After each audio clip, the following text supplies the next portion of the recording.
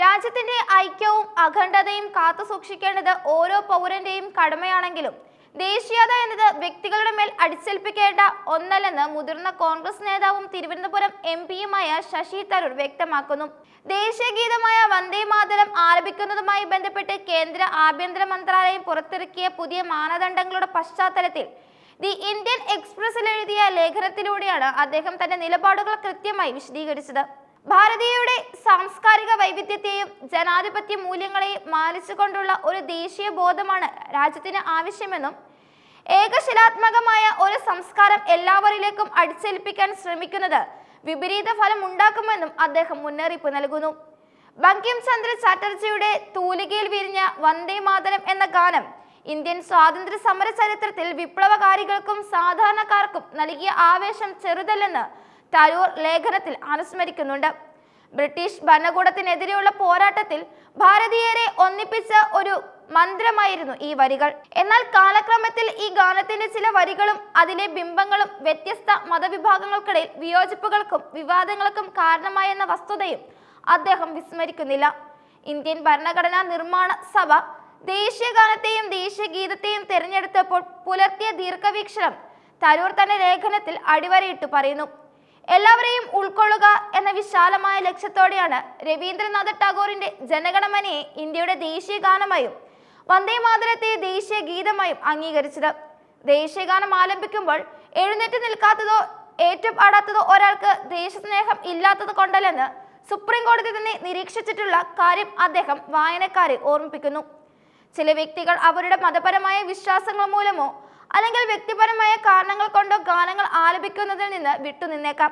അത്തരം സന്ദർഭങ്ങളിൽ അവർ നിശബ്ദത പാലിച്ചുകൊണ്ട് ആദരവ് പ്രകടിപ്പിക്കുന്നുണ്ടെങ്കിൽ അത് ദേശവിരുദ്ധമായി കാണാൻ കഴിയില്ലെന്ന സുപ്രീം കോടതിയുടെ മുൻകാല ഉത്തരവുകൾ വന്ദേ മാതരത്തിന്റെ കാര്യത്തിലും ബാധകമാക്കണമെന്നാണ് ശശി തരൂർ ആവശ്യപ്പെടുന്നത്. നിർബന്ധപൂർവവും ഒരാളെ കൊണ്ട് ഒരു ഗാനം പാടിക്കുന്നത് അയാളുടെ ആന്തരികമായ ഭക്തിയെയോ സ്നേഹത്തെയോ പ്രതിഫലിക്കില്ലെന്നും അത് കേവലം ഒരു ബാഹ്യപ്രകടനം മാത്രമാണെന്നും അദ്ദേഹം നിരീക്ഷിക്കുന്നു. ഇന്ത്യയെ പോലൊരു ബഹുസ്വര സമൂഹത്തിൽ ഭൂരിപക്ഷ സംസ്കാരത്തിലേക്ക് എല്ലാവരെയും ഇഴുകിച്ചേരണമെന്ന് വാശി പിടിക്കുന്നത് ജനാധിപത്യത്തിന്റെ അന്തസത്തയ്ക്ക് നിരക്കാത്തതാണ്. ഓരോ പൗരനും അവരവരുടെ വിശ്വാസങ്ങൾക്കും ആചാരങ്ങൾക്കും അനുസരിച്ച് ജീവിക്കാനുള്ള അവകാശം ഭരണഘടന നൽകുന്നുണ്ട്. വന്ദേ മാതരം പാടാൻ ആഗ്രഹിക്കുന്നവർക്ക് അതിനുള്ള എല്ലാ സ്വാതന്ത്ര്യവും രാജ്യത്തുണ്ട്. എന്നാൽ അത് പാടാൻ ബുദ്ധിമുട്ടുള്ളവരോ അല്ലെങ്കിൽ പാടാതിരിക്കാൻ താല്പര്യപ്പെടുന്നവരോ ആയ ആളുകളെ നിർബന്ധിക്കുന്നത് അവരുടെ മൗലികാവകാശങ്ങളുടെ ലംഘനമാണ്. നിശബ്ദമായി ആദരവ് പ്രകടിപ്പിക്കാനുള്ള അവകാശം ഉറപ്പാക്കുക വഴി മാത്രമേ എല്ലാവരെയും ഉൾക്കൊള്ളുന്ന ഒരു നവഭാരതത്തെ കെട്ടിപ്പടുക്കാൻ സാധിക്കൂ എന്ന് തരൂർ വിശ്വസിക്കുന്നു. ദേശസ്നേഹം എന്നത് ഹൃദയത്തിൽ നിന്ന് ഉണ്ടാകേണ്ട ഒന്നാണെന്നും അത് നിയമങ്ങൾ വഴിയോ ഭീഷണികൾ വഴിയോ ആരുടെയും മേലും അടിച്ചേൽപ്പിക്കാൻ കഴിയില്ലെന്നും അദ്ദേഹം ലേഖനത്തിലൂടെ ഓർമ്മിപ്പിക്കുന്നു. വൈവിധ്യങ്ങളെ ആഘോഷിക്കുന്ന ഇന്ത്യയുടെ പാരമ്പര്യം കാത്തുസൂക്ഷിക്കാൻ ഭരണകൂടങ്ങൾ കൂടുതൽ ജാഗ്രത പുലർത്തണമെന്നും അദ്ദേഹം ആവശ്യപ്പെടുന്നു. ദേശീയ ചിഹ്നങ്ങളെയും ഗാനങ്ങളെയും ബഹുമാനിക്കുന്നതിൽ ആർക്കും തർക്കമുണ്ടാകില്ലെന്നും അത് പ്രകടിപ്പിക്കേണ്ട രീതി വ്യക്തിപരമായ സ്വാതന്ത്ര്യമായിരിക്കണമെന്നും അദ്ദേഹം കൂട്ടിച്ചേർത്തു. ദേശീയതയെ ഒരു രാഷ്ട്രീയ ആയുധമാക്കി മാറ്റുന്നതിനോട് വിയോജിപ്പുള്ള തരൂർ ദേശീയത എന്നത് സ്നേഹത്തിലും സാഹോദര്യത്തിലും അധിഷ്ഠിതമായിരിക്കണമെന്നാണ് ആഗ്രഹിക്കുന്നത്.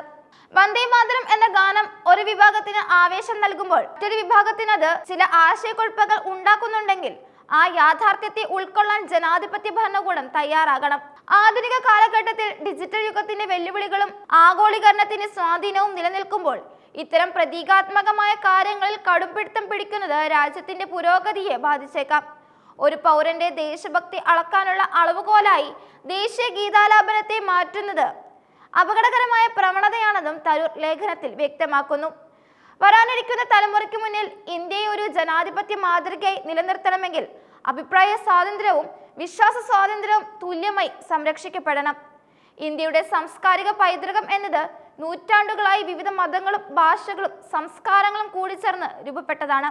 ഇതിൽ ഏതെങ്കിലും ഒരു വിഭാഗത്തിന്റെ ചിന്താഗതികൾ മാത്രം എല്ലാവരിലും അടിച്ചേൽപ്പിക്കാൻ ശ്രമിക്കുന്നത് ആ ഐക്യത്തെ തകർക്കാൻ മാത്രമേ ഉപകരിക്കൂ. വന്ദേ മാതരം സ്വാതന്ത്ര്യ സമരത്തിൽ വഹിച്ച പങ്ക് നിസ്തുലമാണെങ്കിലും അത് ഇന്നത്തെ കാലത്തൊരു ഭിന്നതയുടെ കാരണമാക്കാൻ അനുവദിക്കരുത്. പരസ്പര ബഹുമാനത്തിലൂന്നിയ ഒരു ദേശസ്നേഹമാണ് നമുക്ക് വേണ്ടത്. ശശി തരൂരിന്റെ ഈ നിരീക്ഷണങ്ങൾ ദേശീയ രാഷ്ട്രീയത്തിൽ വലിയ ചർച്ചകൾക്കും തുടക്കമിട്ടിട്ടുണ്ട്. കേന്ദ്ര സർക്കാരിന്റെ പുതിയ നീക്കങ്ങളെ വിമർശനാശക്തമായി സമീപിക്കുന്നതിലൂടെ അദ്ദേഹം ഉയർത്തിപ്പിടിക്കുന്നത് ഇന്ത്യയുടെ മതേതര സ്വഭാവമാണ്. വരും ദിവസങ്ങളിൽ ഈ വിഷയത്തിൽ കൂടുതൽ സംവാദങ്ങൾക്കും രാഷ്ട്രീയ പ്രതികരണങ്ങൾക്കും സാധ്യതയുണ്ട്. ദേശീയ ചിഹ്നങ്ങളുടെ പവിത്രത കാത്തുസൂക്ഷിക്കുമ്പോൾ തന്നെ പൗരന്മാരുടെ അന്തസ്സും സ്വാതന്ത്ര്യവും ബലികഴിക്കപ്പെടരുത് എന്ന അദ്ദേഹത്തിന്റെ സന്ദേശം ശക്തമാണ്.